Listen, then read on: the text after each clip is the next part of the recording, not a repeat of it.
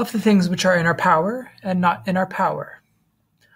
Of all the faculties, you will find not one which is capable of contemplating itself, and consequently not capable either of approving or disapproving. How far does the grammatic art possess the contemplating power? As far as forming a judgment about what is written and spoken. And how far music? As far as judging about melody. Does either of them then contemplate itself?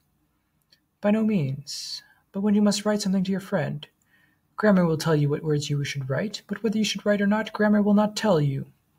And so it is with music, as to musical sounds. But whether you should sing at the present time, and play on the lute, or do neither, music will not tell you. What faculty, then, will tell you? That which contemplates both itself and all other things. And what is this faculty? The rational faculty, for this is the only faculty that we have received, which examines itself, and what it is, and what power it has, and what is the value of this gift, and examines all other faculties, for what else is there which tells us that golden things are beautiful? For they do not say so themselves. Evidently, it is the faculty which is capable of judging of appearances. What else judges of music, grammar, and the other faculties, proves their uses, and points out the occasions for using them? Nothing else.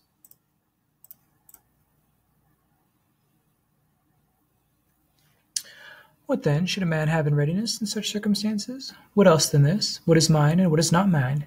And what is permitted to me, and what is not permitted to me? I must die. Must I then die lamenting? I must be put in chains. Must I then also lament? I must go into exile. Does any man then hinder me from going with smiles and cheerfulness and contentment? Tell me the secret which you possess. I will not, for this is in my power. But I will put you in chains. Man, what are you talking about? Me in chains? You may fetter my leg, but my will not even Zeus can overpower. I will throw you into prison. My poor body, you mean. I will cut your head off. When then have I told you that my head alone cannot be cut off? These are the things which philosophers should meditate on, which they should write daily, in which they should exercise themselves. What then did Agrippinus say? He said, I am not a hindrance to myself. When it was reported to him that his trial was going on in the Senate, he said, I hope it may turn out well, but it is the 5th hour of the day. This was the time when he was used to exercise himself, and then take the cold bath. Let us go and take our exercise. After he had taken his exercise, one comes and tells him, You have been condemned. To banishment, he replies, or to death? To banishment. What about my property? It is not taken from you. Let us go to Irrational then, he said, and dine. How a man on every occasion can maintain his proper character. To the rational animal only is the irrational intolerable, but that which is rational is tolerable. Blows are not naturally intolerable. How is that? See how the Lacedaemonians endure whipping when they have learned that whipping is consistent with reason. To hang yourself is not intolerable. When then you have the opinion that it is rational, you go and hang yourself. In short, if we observe, we shall find that the animal man is pained by nothing so much as by that which is irrational, and on the contrary, attracted to nothing so much as to that which is rational. Only consider at what price you sell your own will, if for no other reason, at least for this, that you sell it not for a small sum. But that which is great and superior perhaps belongs to Socrates, and such as are like him. Why then, if we are naturally such, are not a very great number of us like him? Is it true then that all horses become swift, that all dogs are skilled in tracking footprints? What then, since I am naturally dull, shall I, for this reason, take no pains? I hope not. Epictetus is not superior to Socrates, but if he is not inferior, this is enough for me. For I shall never be a Milo, and yet I do not neglect my body, nor shall be a Croesus, and yet I do not neglect my property. Nor, in a word, do we neglect looking after anything because we despair of reaching the highest degree. How a man should proceed from the principle of God being the Father of all men to the rest. If a man should be able to assent to this doctrine as he ought, that we are all sprung from God, and in a special manner, and that God is the Father both of men and of gods, I suppose that he would never have an ignoble or mean thought about himself. But if Caesar should adopt you, no one could endure your arrogance. And if you know that you are the son of Zeus, will you not be elated? Yet we do not so. But since these two things are mingled in the generation of man, body in common with the animals, and reason and intelligence in common with the gods, many incline to this kinship, which is miserable and mortal, and some few to that which is divine and happy. Since then it is of necessity that every man uses everything according to the opinion which he has about it, those, the few, who think that they are formed for fidelity and modesty, and a sure use of appearances, have no mean or ignoble thoughts about themselves. But with the many it is quite the contrary, for they say, What am I, a poor miserable man, with my wretched bit of flesh? Wretched indeed, but you possess something better than your bit of flesh. Why then do you neglect that which is better, and why do you attach yourself to this? Through this kinship with the flesh, some of us inclining to it become like wolves, faithless and treacherous and mischievous. Some become like lions, savage and bestial and untamed. But the greater part of us become foxes and other worse animals, for what else is a slanderer and malignant man than a fox, or some other more wretched and meaner animal? See then and take care that you do not become some one of these miserable things.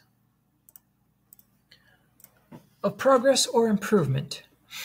He who is making progress, having learned from philosophers that desire means the desire of good things, and aversion means aversion from bad things, having learned too that happiness and tranquility are not attainable by man, otherwise than by not failing to obtain what he desires, and not falling into that which he would avoid.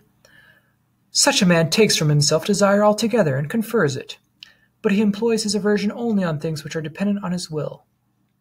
For if he attempts to avoid anything independent of his will, he knows that sometimes he will fall in with something which he wishes to avoid, and he will be unhappy.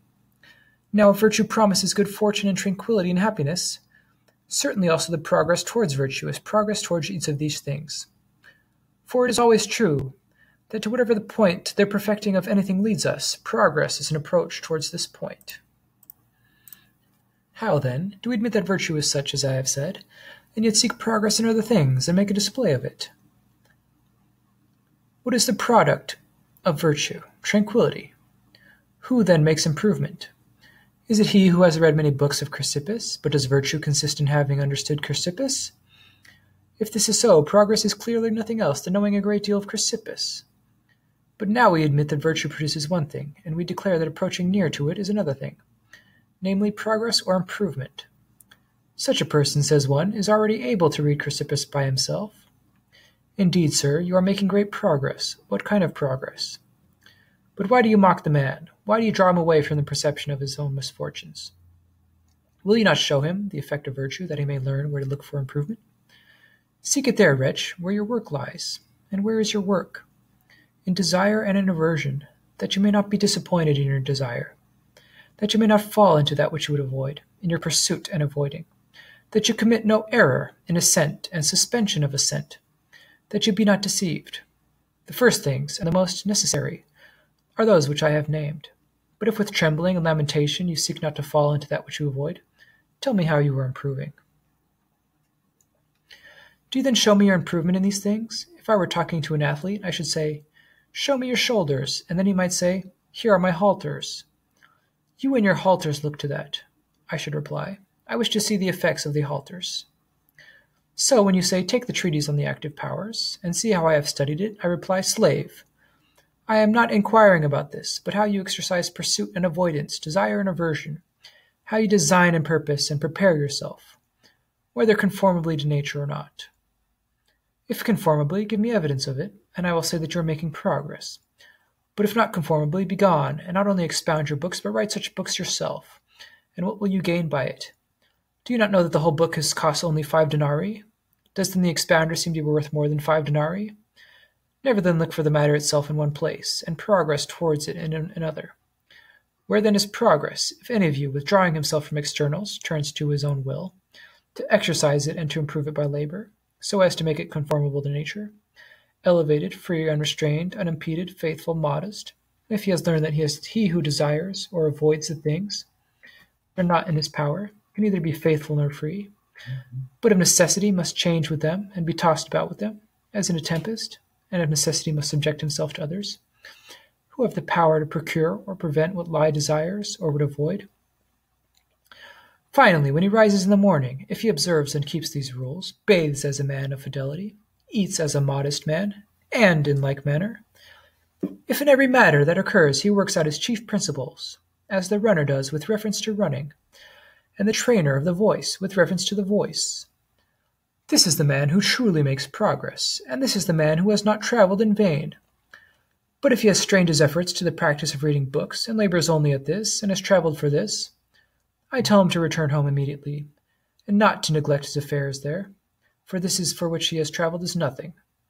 But the other thing is something, to study how a man can rid his life of lamentation and groaning, and saying, Woe to me, and wretched that I am, and to rid it also of misfortune and disappointment, and to learn what death is, and exile, and prison, and poison, that he may be able to say when he is in fetters, Dear Crito, if it is the will of the gods that it be so, let it be so, and not to say, Wretched am I, an old man, have I kept my grey hairs for this? Who is it that speaks thus? Do you think that I shall name some man of no repute and of low condition? Does not Priam say this? Does not Oedipus say this? Nay, all kings say it. For what else is tragedy than the perturbations of men who value externals exhibited in this kind of poetry? But if a man must learn by fiction that no external things which are independent of the will concern us, for my part I should be like this fiction, by the aid of which I should live happily and undisturbed. But you must consider for yourselves what you wish. What then does Chrysippus teach us? The reply is, to know that these things are not false, from which happiness comes, and tranquillity arises. Take my books, and you will learn how true and conformable to nature are the things which make me free from perturbations. O great good fortune! O the great benefactor who points out the way! To Triptomelus all men have erected temples and altars, because he gave us food by cultivation. But to him who discovered truth and brought it to light and communicated it to all, not the truth which shows us how to live, but how to live well, who of you for this reason has built an altar, or temple, or has dedicated a statue, or who worships God for this, because the gods have given the vine, or wheat, we sacrifice to them, but because they have produced in the human mind that fruit by which they design to show us the truth, which relates to happiness, shall we not thank God for this? Against the academics. If a man, said Epictetus, opposes evident truths, it is not easy to find arguments by which we shall make him change his opinion. But this does not arise either from the man's strength or the teacher's weakness, for when the man, though he has been confuted, is hardened like a stone, how shall we then be able to deal with him by argument? Now there are two kinds of hardening, one of the understanding, the other of the sense of shame. When a man is resolved not to assent to what is manifest, nor to desist from contradictions. Most of us are afraid of mortification of the body, and we contrive all means to avoid such a thing, but we care not about the soul's mortification. And indeed, with regard to the soul, if a man be in such a state as to not apprehend anything or understand at all, we think that he is in a bad condition. But if the sense of shame and modesty are deadened, this we call even power. Of Providence.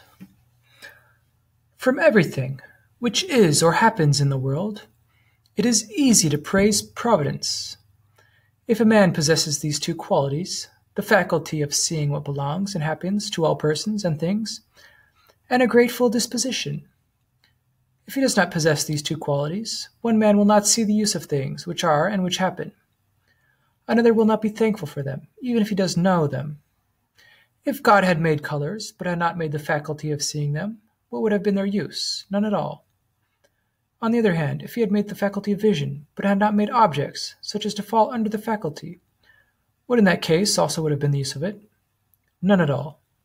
Well, suppose that he had made both, but had not made light. In that case also, they would have been of no use. Who is it then who has fitted this to that, and that to this? What then? Are these things done in us only? Many indeed in us only, of which the rational animal had peculiar need. But you will find many common to us with irrational animals. Do they then understand what is done? By no means, for use is one thing, and understanding is another.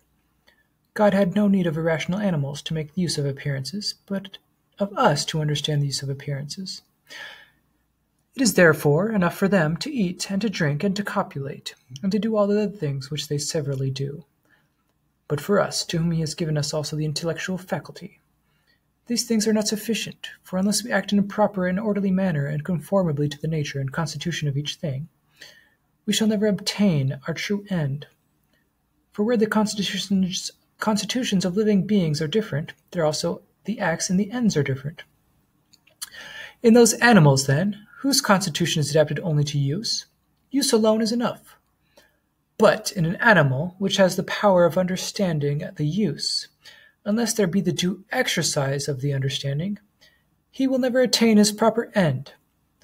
Well then, God constitutes every animal, one to be eaten, another to serve for agriculture, another to supply cheese, and another for some like use. For which purposes what need is there to understand appearances, and to be able to distinguish them? But God has introduced man to be a spectator of God and of his works, not only a spectator of them, but an interpreter. For this reason it is shameful for man to begin and to end where irrational animals do, but rather he ought to begin where they begin, and to end where nature ends in us.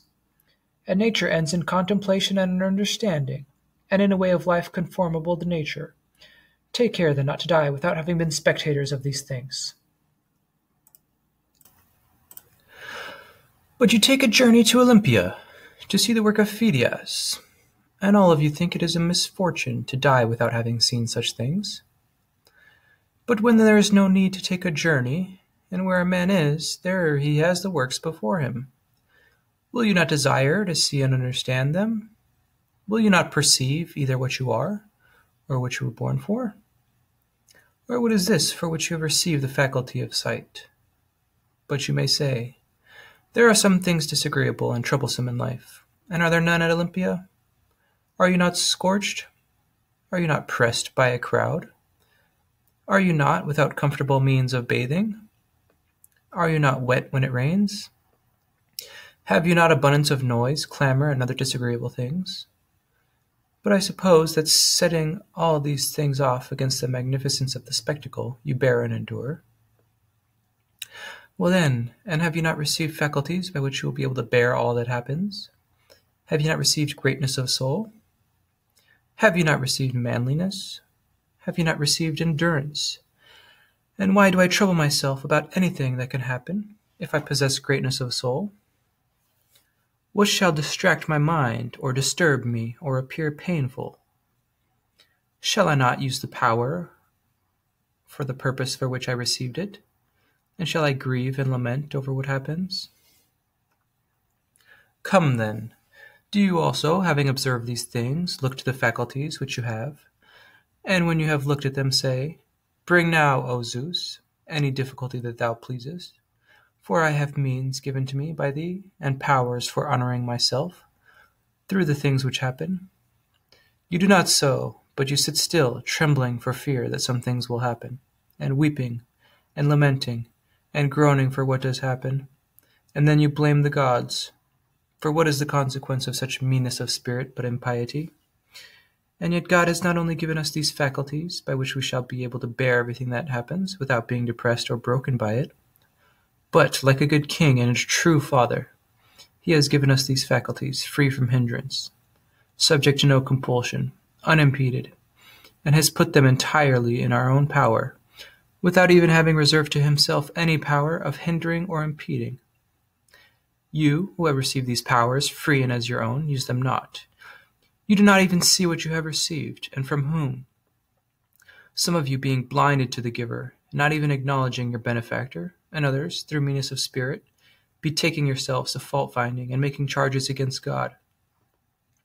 Yet I will show to you that you have powers and means for greatness of soul and manliness. But what powers you have for finding fault-making accusations, do you show me? How from the fact that we are akin to a god may man proceed from the consequences? I indeed think that the old man ought to be sitting here, not to contrive how you may have no mean thoughts, nor mean and ignoble talk about yourselves, but to take care that there be not among us any young man of such a mind, that when they have recognized their kinship to God, and that we are fettered by these bonds, the body, and its possessions, and whatever else on account of them is necessary to us for the economy and commerce of life, they should intend to throw off these things, as if they were burdens painful and intolerable, and to depart to their kinsmen. But this is the labor that your teacher and instructor ought to be employed upon, if he really were what he should be. You should come to him and say, Epictetus, we can no longer endure being bound to this poor body, and feeding it, and giving it drink and rest, and cleaning it. And for the sake of the body, complying with the wishes of these and of those. Are not these things indifferent and nothing to us? And did not death no evil? And are we not in a manner kinsmen of God? And did we not come from him? Allow us to depart to the place from which we came. Allow us to be released at last from these bonds by which we are bound and weighed down. Here there are robbers and thieves in courts of justice, and those who are named tyrants, and think that they have some power over us by means of the body and its possessions. Permit us to show them that they have no power over any man. And I, on my part, would say, friends, wait for God. When he shall give the signal and release you from the service, then go to him. But for the present, endure to dwell in this place where he has put you. Short indeed is this time of your dwelling here, and easy to bear for those who are so disposed. For what tyrant, or what thief, or what courts of justice are formidable to those who have thus considered as things of no value the body, and the possessions of the body? Wait then, do not depart without a reason. Of contentment. With respect to gods, there are some who say that a divine being does not exist. Others say that it exists, but is inactive and careless, and takes no forethought about anything.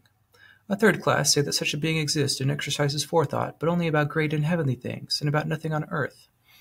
A fourth class say that a divine being exercises forethought both about things on earth and heavenly things, but in a general way only, and not about things severally. There is a fifth class to whom Ulysses and Socrates belong, who say, I move not without thy knowledge. Iliad. Before all other things, then, it is necessary to inquire about each of these opinions, whether it is affirmed truly or not truly. For if there are no gods, how is it our proper end to follow them?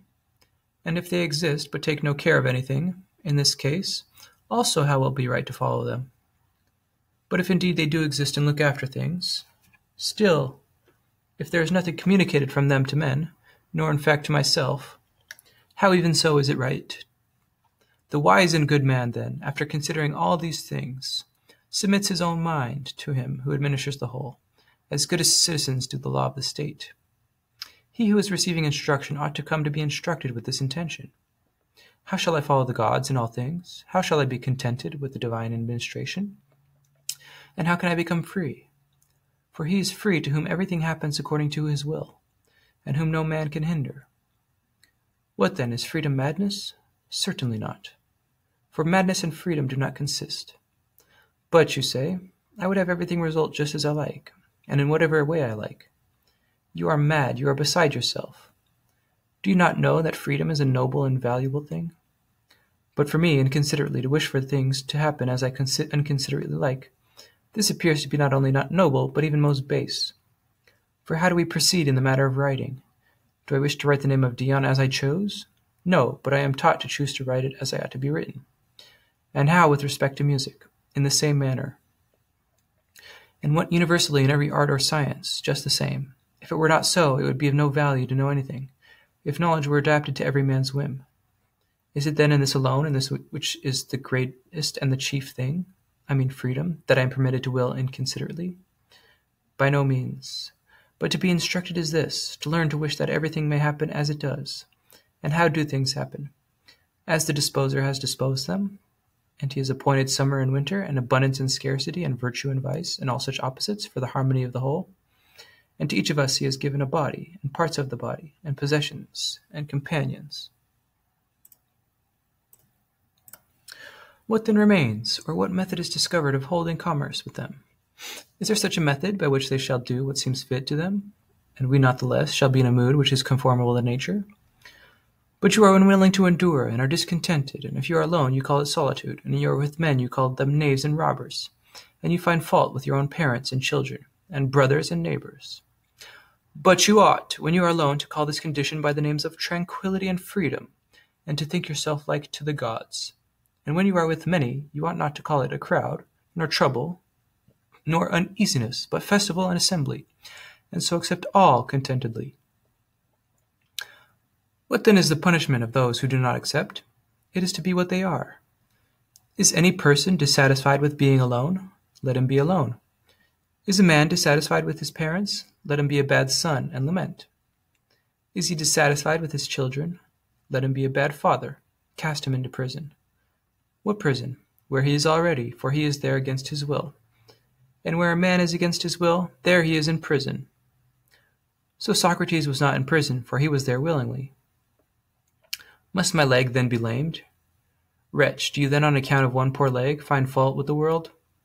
Will you not willingly surrender it for the whole? Will you not withdraw from it?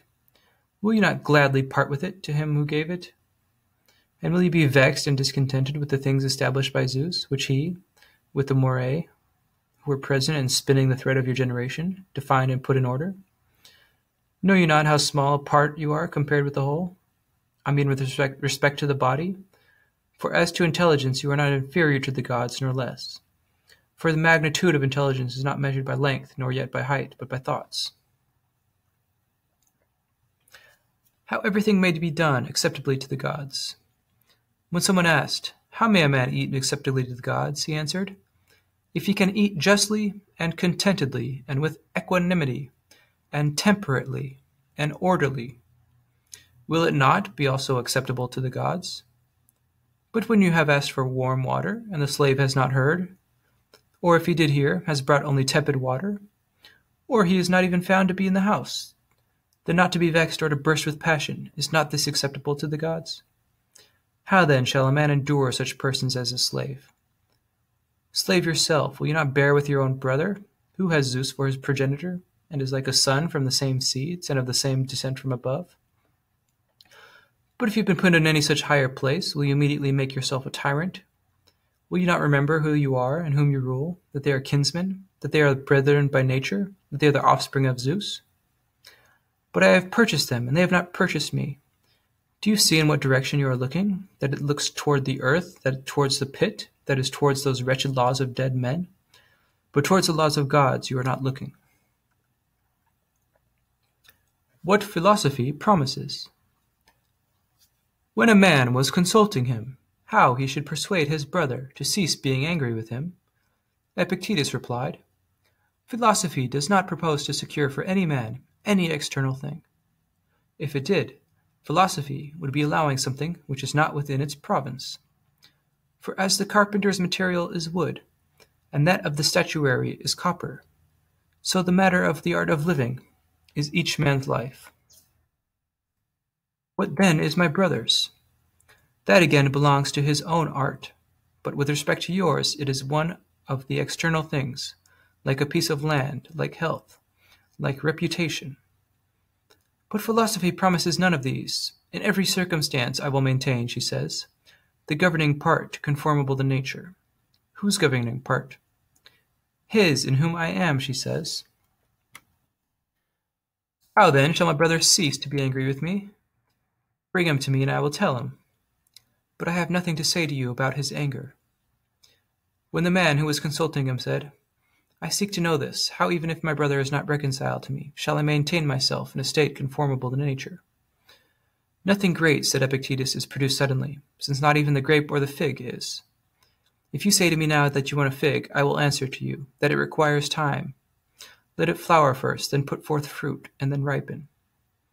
Is then the fruit of a fig tree not perfected suddenly and in 1 hour? And would you possess the fruit of a man's mind in so short a time and so easily? Do not expect it, even if I tell you. That we ought not to be angry with the errors of others. Ought not, then, this robber and this adulterer to be destroyed? By no means say so, but speak rather in this way.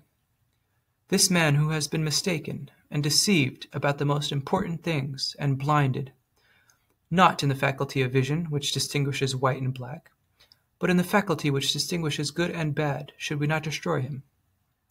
If you speak thus, you will see how inhuman this is which you say, and that is just as if you would say, ought we not to destroy this blind and deaf man? But if the greatest harm is the privation of the greatest things, and the greatest thing in every man is the will or the choice, such as it ought to be, and a man is deprived of this will, why are you also angry with him? Man, you ought not to be affected contrary to nature by the bad things of another. Pity him rather. Drop this readiness to be offended and to hate, and these words which the many utter. These accursed and odious fellows. How have you been made so wise at once, and how are you so peevish? Why then are we angry? Is it because we value so much the things of which these men rob us? Do not admire your clothes, and then you will not be angry with the thief. Consider this matter thus. You have fine clothes, your neighbor has not. You have a window, you wish to air the clothes. The thief does not know wherein man's good consists, but he thinks that it consists in having fine clothes, the very thing which you think also. Must he not then come and take them away? When you show cake to greedy persons and swallow it all yourself, do you expect them not to snatch it from you? Do not provoke them, do not have a window, do not air your clothes. I also lately had an iron lamp placed by my side of the household gods. Hearing the noise at the door, I ran down and found that the lamp had been carried off. I reflected that he who had taken the lamp had done nothing strange. What then? Tomorrow, I said, you will find an earthen lamp, for a man only loses that which he has. I have lost my garment. The reason is that you had a garment. I have a pain in my head. Have you any pain in your horns? Why then are you troubled? For we only lose those things. We have only pains about those things which we possess. But the tyrant will chain, what? The leg. He will take away, what? The neck. What then will he not chain and not take away? The will. This is why the ancients taught the maxim, know thyself. Therefore, we ought to exercise ourselves in small things, and beginning with them to proceed to the greater. I have pain in the head. Do not say, alas, I have pain in the ear. Do not say, alas, and I do not say that you are not allowed to groan, but do not groan inwardly. And if your slave is slow in bringing a bandage, do not cry out and torment yourself and say, everybody hates me. For who would not hate such a man? For the future, relying on these opinions, walk about upright, free, not trusting to the size of your body as an athlete. For a man ought to not to be invincible in the way an ass is. How we should behave to tyrants. If a man possesses any superiority, or thinks that he does when he does not, such a man, if he is uninstructed, will of necessity be puffed up through it. For instance, the tyrant says, I am a master of all. And what can you do for me? Can you give me desire which shall have no hindrance? How can you? Have you the infallible power of avoiding what you would avoid? Have you the power of moving towards an object without error? And how do you possess this power? Come, when you are in ship, do you trust to yourself or to the helmsman? And when you are in a chariot, to whom do you trust but to the driver? And how is it in all other arts? Just the same. In what then lies your power? All men pay respect to me. Well, I also pay respect to my platter, and I wash it and wipe it. For the sake of my oil flask, I drive a peg into the wall. Well then, are these things superior to me? No. But they supply some of my wants, and for this reason I take care of them. Well, do I not attend to my ass? Do I not wash his feet? Do I not clean him? Do you not know that every man has regard to himself, and to you just the same as he has regard to his ass? For who has regard to you as a man? Show me. Who wishes to become like you? Who imitates you, as he imitates Socrates? But I can cut off your head. You say right. I had forgotten that I must have regard to you, as I would to a fever in the bile, and raise an altar to you, as there is at Rome an altar to fever. What is it then that disturbs and terrifies the multitude? Is it the tyrant and his guards? I hope that it is not so. It is not possible that what is by nature free can be disturbed by anything else, or hindered by anything other thing than by itself. But it is man's own opinions which disturb him. For when the tyrant says to a man, I will chain your leg, he who values his leg says, do not, have pity. But he who values his own will says, if it appears more advantageous to you, chain it. Do you not care? I do not care. I will show you that I am a master. You cannot do that. Zeus has set me free. Do you think that he intended to allow his own son to be enslaved? But you are master of my carcase. Take it. So when you approach me, you have no regard to me. No, but I have regard to myself. And if you wish me to say that I have regard to you also, I tell you that I have the same regard to you that I have to my pipkin. What then? Absurd notions about things independent of our will, as if they were good and bad, lie at the bottom of our opinions. We must of necessity pay regard to tyrants, for I wish that men would pay regard to tyrants only, not also to the bedchamber men. How is it that man becomes all at once wise, when Caesar has made him superintendent of the close stool? How is it that we say immediately, Felician spoke sensibly to me? I wish he were ejected from the bedchamber, that he might again appear to you to be a fool. Has a man been exalted to tribuneship? All who meet him offer their congratulations. One kisses his eyes, another the neck, and the slaves kiss his hand. He goes to his house, he finds torches lighted. He ascends the Capitol. He offers a sacrifice on the occasion. Now, whoever sacrificed for having had good desires, for having acted conformably to nature? For in fact, we thank the gods for those things in which we place our good.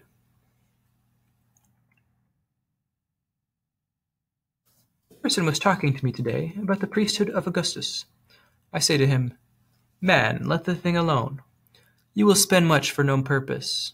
But he replies, Those who draw up agreements will write my name. Do you then stand by those who read them, and say to such persons, It is I whose name is written there? And if you can now be present on all such occasions, what will you do when you are dead? My name will remain. Write it on a stone, and it will remain. But come, what remembrance of you will there be beyond Nicopolis? But I shall wear a crown of gold. If you desire a crown at all, take a crown of roses and put it on, for it will be more elegant in appearance. Against those who wish to be admired. When a man holds his proper station in life, he does not gape after things beyond it. Man, what do you wish to happen to you? I am satisfied if I desire and avoid conformably to nature, if I employ movements toward and from an object, as I am by nature formed to do so, and purpose and design and assent. Why, then, do you strut before us as if you had swallowed a spit? My wish has always been that those who meet me should admire me, and those who follow me should exclaim, Oh, the great philosopher! Who are they by whom you wish to be admired? Are they not those of whom you are used to say that they are mad? Well, then, do you wish to be admired by madmen?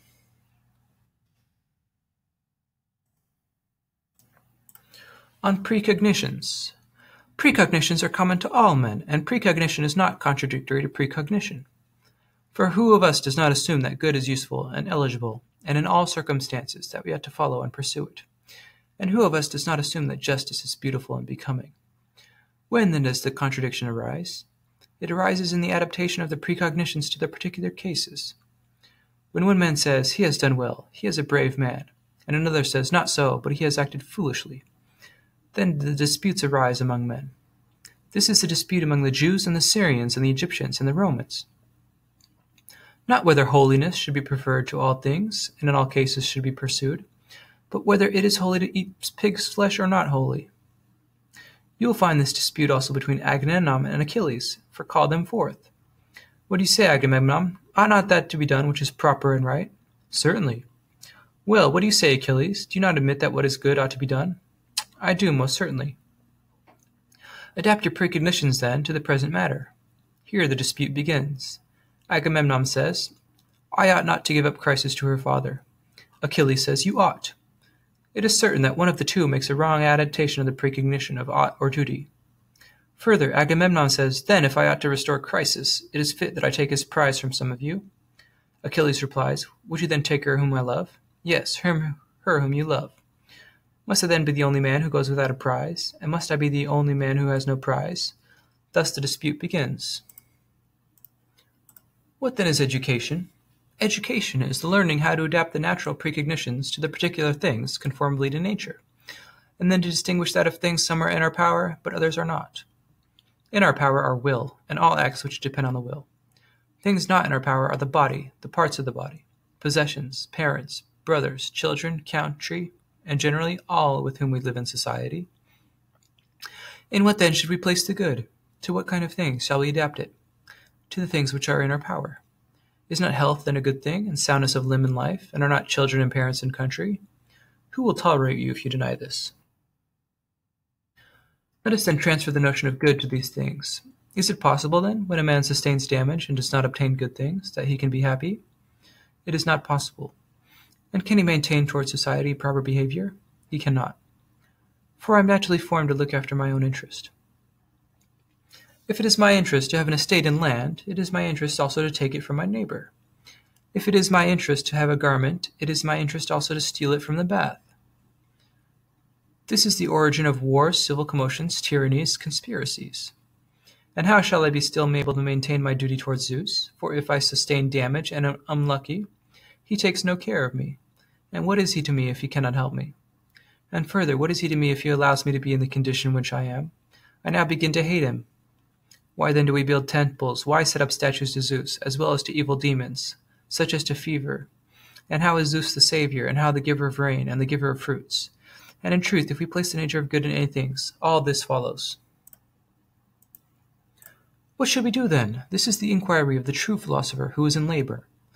Now we do not see what the good is, nor the bad. Am I not mad? Yes.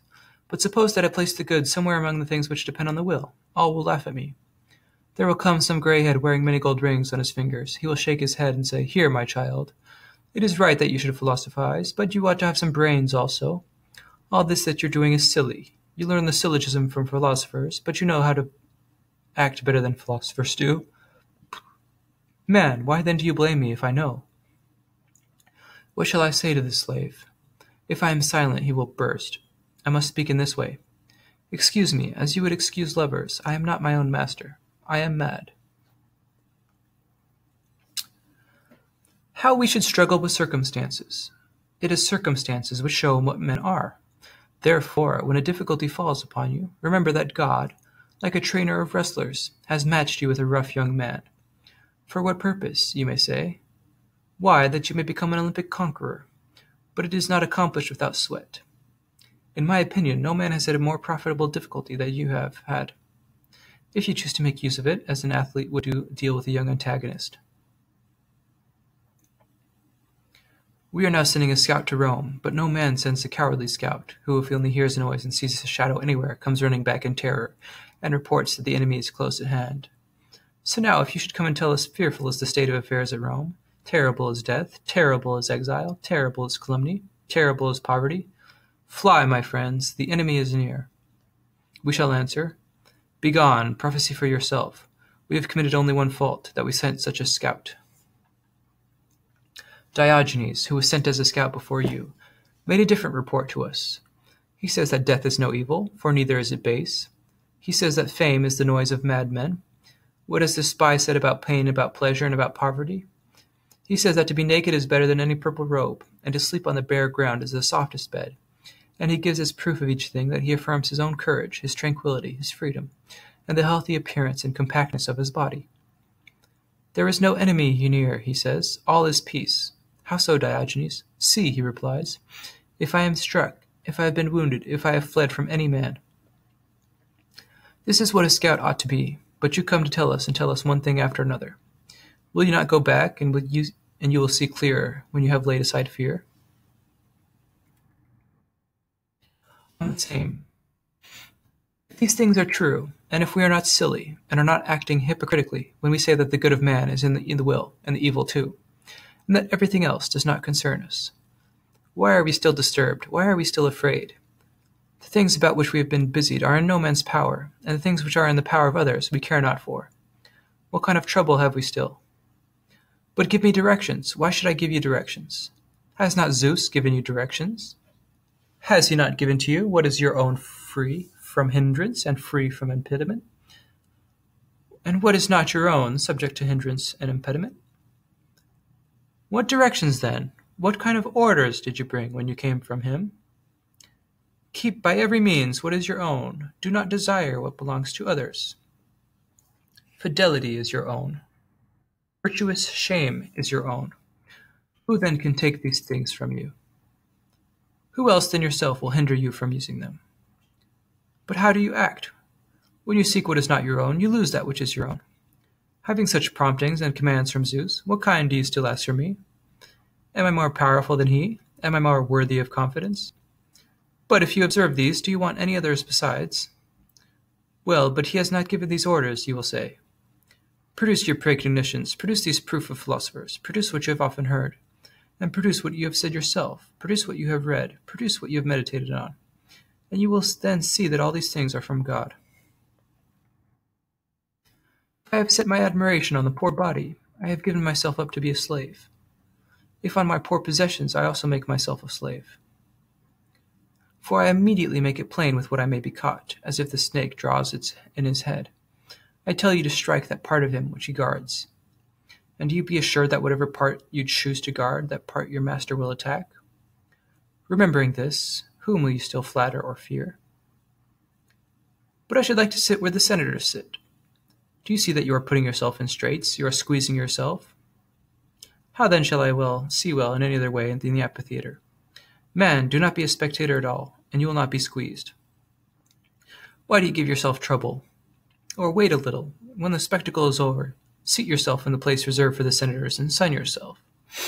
For remember this general truth, that it is we who squeeze ourselves who put ourselves in straits. That is, our opinions squeeze us and put us in straits. For what is it to be reviled? Stand by a stone and revile it, and what will you gain? If then a man listens like a stone, what profit is there to the reviler? But if the reviler has a stepping stone, the weakness of him who is reviled, then he accomplishes something. Strip him. What do you mean by him? Lay hold of his garment, strip it off. I have insulted you. Much good may it do you. This was the practice of Socrates. This was the reason why he always had one face. But we choose to practice and study anything rather than the means by which we shall be unimpeded and free. You say, philosophers talk paradoxes, but are there no paradoxes in the other arts? And what is more paradoxical than to puncture a man's eye in order that he may see? If anyone said this to a man ignorant of the surgical art, would he not ridicule the speaker? Where is the wonder, then, if in philosophy also many things which are true appear paradoxical to the inexperienced? In how many ways appearances exist, and what aids we should provide against them? Appearances are to us in 4 ways. For either things appear as they are, or they are not, and do not even appear to be, or they are and do not appear to be, or they are not, and yet appear to be. Further, in all these cases, to form a right judgment is the office of an educated man. But whatever it is that annoys us, to that we ought to apply a remedy. If the sophisms of Pyrrho and of the academics are what annoys, we must apply the remedy to them. If it is the persuasion of appearances, by which some things appear to be good, when they are not good, let us seek a remedy for this. If it is habit which annoys us, we must try to seek aid against habit. What aid, then, can we find against habit? The contrary habit. You hear the ignorant say, that unfortunate person is dead. His father and mother are overpowered with sorrow. He was cut off by an untimely death and in a foreign land. Hear the contrary way of speaking. Tear yourself from these expressions. Oppose to one habit the contrary habit. To sophistry oppose reason, and the exercise and discipline of reason against persuasive appearances. We ought to have manifest precognitions, cleared of all impurities and ready to hand.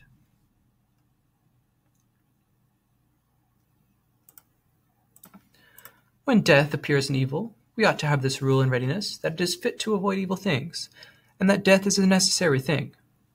For what shall I do, and where shall I escape it? Suppose that I am not Sarpedon, the son of Zeus, nor able to speak in this noble way. I will go, and I am resolved either to behave bravely myself, or to give another the opportunity of doing so. If I cannot succeed in doing anything myself, I will not grudge another the doing of something noble. Suppose that it is above our power to act thus. Is it not in our power to reason thus? Tell me where I can escape death. Discover for me the country. Show me the men to whom I must go, whom death does not visit. Discover to me a charm against death. If I have not one, what do you wish me to do? I cannot escape from death. Shall I not escape from the fear of death, but shall I die lamenting and trembling? For the origin of perturbation is this, to wish for something, that this should not happen. Therefore, if I am able to change externals according to my wish, I change them. But if I cannot, I am ready to tear out the eyes of him who hinders me. For the nature of man is not to endure to be deprived of the good, and not to endure the falling into the evil. Then at last, when I am neither able to change circumstances nor to tear out the eyes of him who hinders me, I sit down and groan and abuse whom I can. Zeus and the rest of the gods, for if they do not care for me, what are they to me? Yes, but you will be an impious man. In what respect, then, will it be worse for me than it is now? To sum up, remember that unless piety and your interest be in the same thing, piety cannot be maintained in any man. Do not these things seem necessary? That we ought not to be angry with men. And what are the small and great things among men? What is the cause of assenting to anything? The fact that it appears to be true. It is not possible, then, to assent to that which appears not to be true. Why? Because this is the nature of the understanding, to incline to the true, to be dissatisfied with the false, and in matters uncertain to withhold assent. What is the proof of this? Imagine, if you can, that it is now night. It is not possible. Take away your persuasion that it is day. It is not possible. Persuade yourself, or take away your persuasion that the stars are even in number. It is impossible. When then any man assents to that which is false, be assured that he did not intend to assent to it as false, for every soul is unwillingly deprived of the truth. As Plato says, but the falsity seemed to him to be true. Well, in acts what have we of the like kind as we have here, truth or falsehood? We have the fit and the not fit, the profitable and the unprofitable, that which is suitable to a person and that which is not, and whatever is like these. Can then a man think that a thing is useful to him and not choose it? He cannot. How, says Medea? 'Tis true, I know that what evil I shall do, but passion overpowers the better counsel. She thought that to indulge her passion and take vengeance on her husband was more profitable than to spare her children. It was so, but she was deceived. Show her plainly that she is deceived, and she will not do it. But so long as you do not show it, what can she follow except that which appears to herself? Nothing else.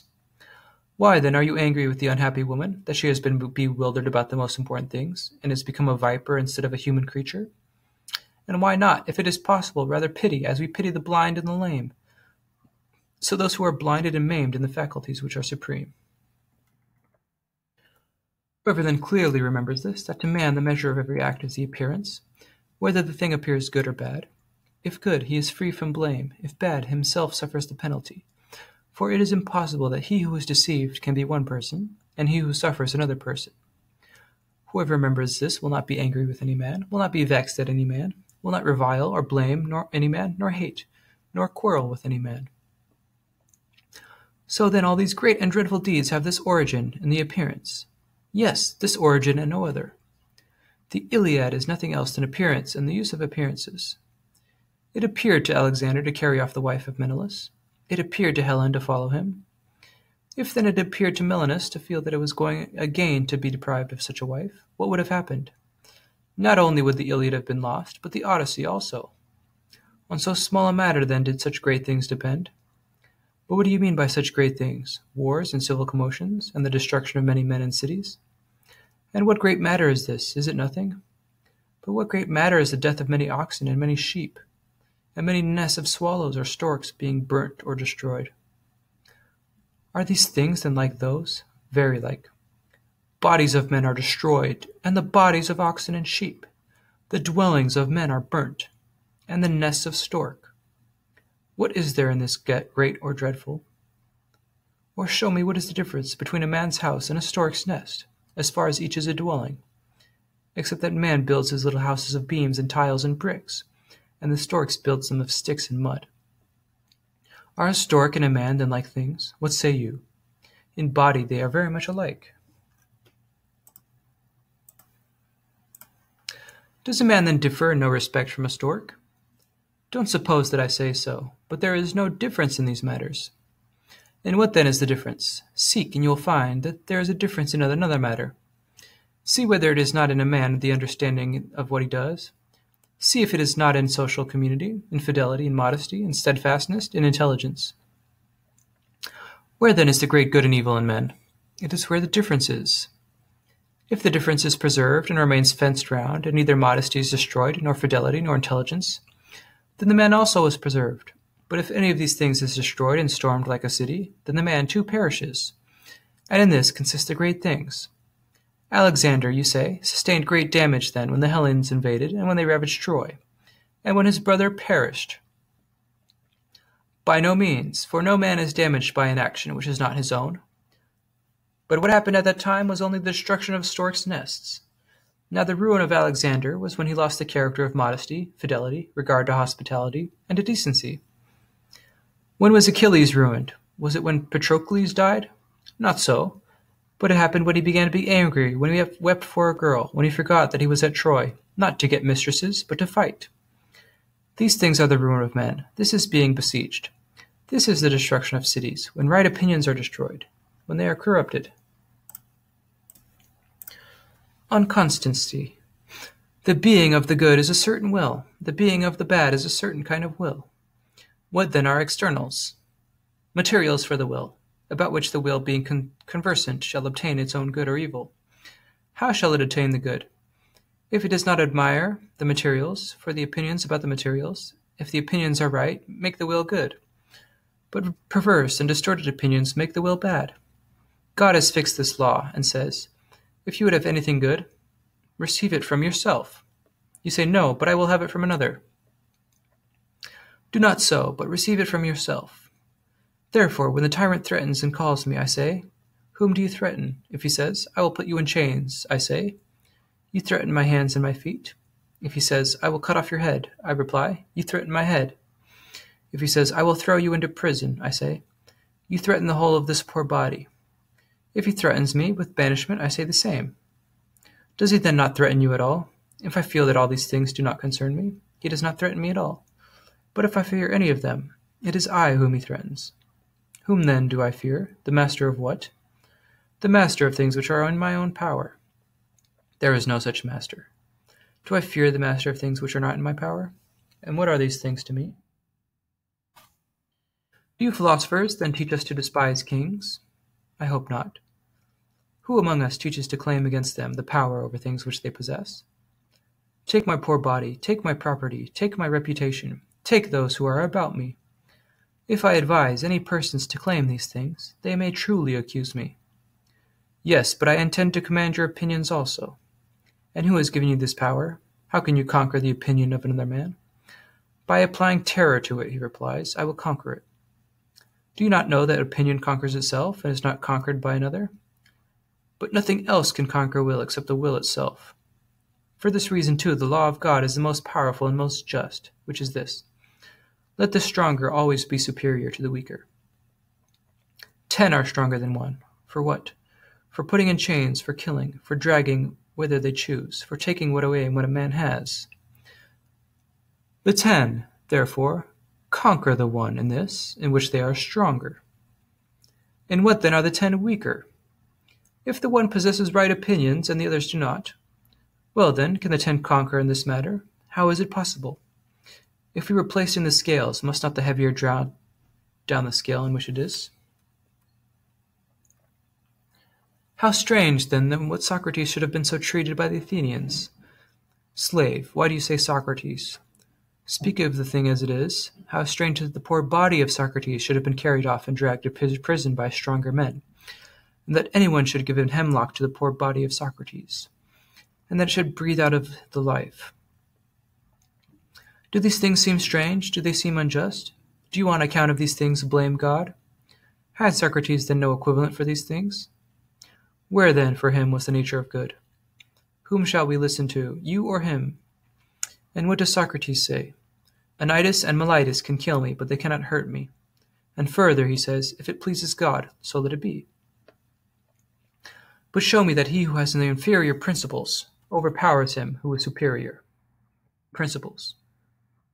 You will never show this, nor come near showing it, for this is the law of nature and of God, that the superior shall always overpower the inferior. In what? In that in which is superior. Our body is stronger than another. Many are stronger than one. The thief is stronger than he who is not a thief. This is the reason why I also lost my lamp, because in wakefulness the thief was superior to me. But the man brought the lamp at this price. For a lamp he became a thief, a faithless fellow, and like a wild beast. This seemed to him a good bargain. Be it so. But a man has seized me by the cloak, and is drawing me to the public place. Then others bawl out, Philosopher, what has been the use of your opinions? See, you are dragged to prison, you are going to be beheaded. And what system of philosophy could I have made so that if a stronger man should have laid hold of my cloak, I should not be dragged off? That if 10 men should have laid hold of me and cast me into prison, I should not be cast in? Have I learned nothing else, then? I have learned to see that everything that happens, if it be independent of my will, is nothing to me. I may ask, if you have not gained by this, why then do you seek advantage in anything else? than in that which you have learned that advantage is.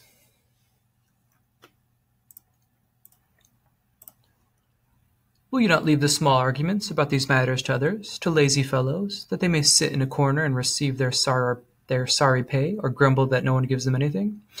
And will you not come forward and make use of what you have learned? For it is not these small arguments that are wanted now. The writings of the Stoics are full of them. What then is the thing which is wanted?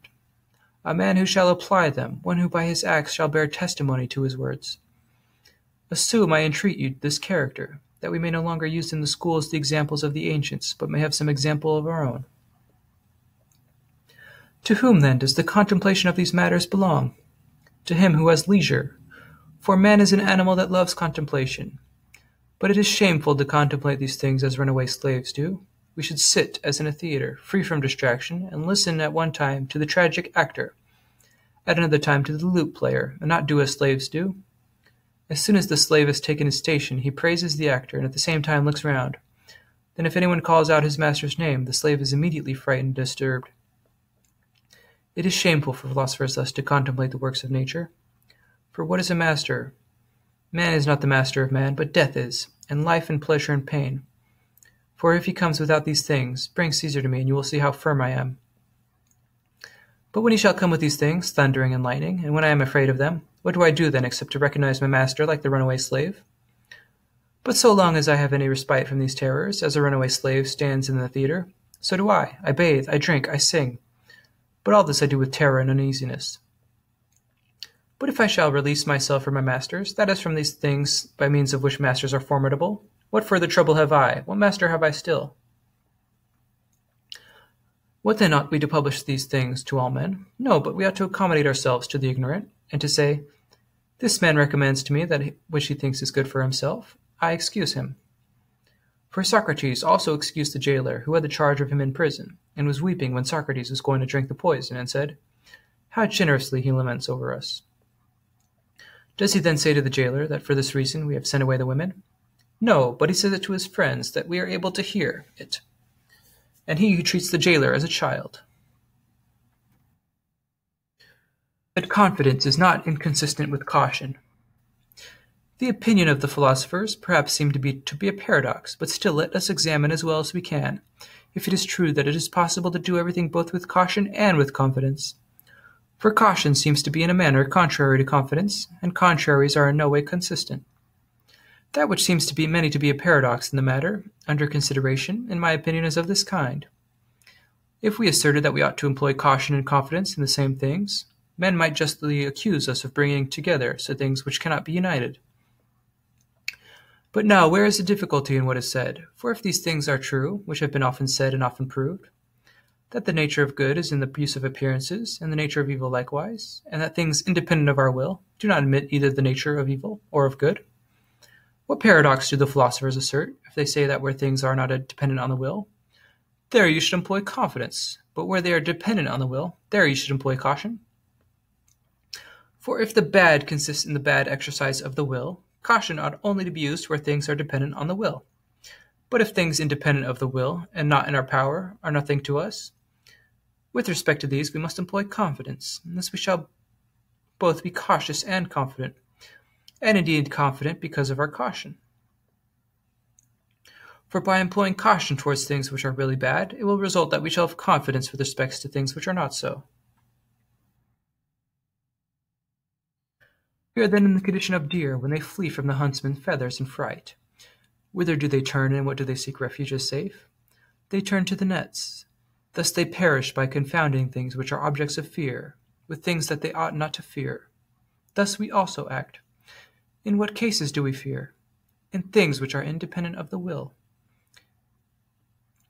In what cases, on the contrary, do we behave with confidence, as if there were no danger? In things dependent on the will. To be deceived, then, or to act rashly or shamelessly, or with base desire to seek something, does not concern us at all, if we only hit the mark in things which are independent of our will. But where there is death or exile or pain or infamy, there we attempt to run away. There we are struck with terror. Therefore, as we may expect it to happen with those who err in the greatest matters, we convert natural confidence into audacity, desperation, rashness, shamelessness, and we convert natural caution and modesty into cowardice and meanness, which are full of fear and confusion. For if a man should transfer caution to those things in which the will may be exercised, and the acts of the will, he will immediately, by willing to be cautious, have also the power of avoiding what he chooses. But if he transfer it to the things which are not in his power and will, and attempt to avoid the things which are not in the power of others, he will of necessity fear, he will be unstable, he will be disturbed, for death or pain is not formidable, but the fear of pain or death. For this reason we commend the poet who said, "Not death is evil, but a shameful death." Confidence then ought to be employed against death, and caution against the fear of death. But now we do the contrary, and employ against death the attempts to escape, and to our opinion about it we employ carelessness, rashness, and indifference. These things Socrates properly used to call tragic masks, for as to children masks appear terrible and fearful from inexperience, we also are affected in like manner by events. For no other reason than children are by masks. For what is a child? Ignorance. What is a child? Want of knowledge. For when a child knows these things, he is in no way inferior to us. What is death? A tragic mask. Turn it and examine it. See, it does not bite. The poor body must be separated from the spirit, either now or later, as it was separated from it before. Why then are you troubled if it be separated now? For if it is not separated now, it will be separated afterwards. Why? That the period of the universe may be completed, for it has need of the present, and of the future, and of the past. What is pain? A mask. Turn it and examine it. The poor flesh is moved roughly, then on the contrary smoothly. If this does not satisfy you, the door is open. If it does bear, for the door ought to be open for all occasions, and so we have no trouble.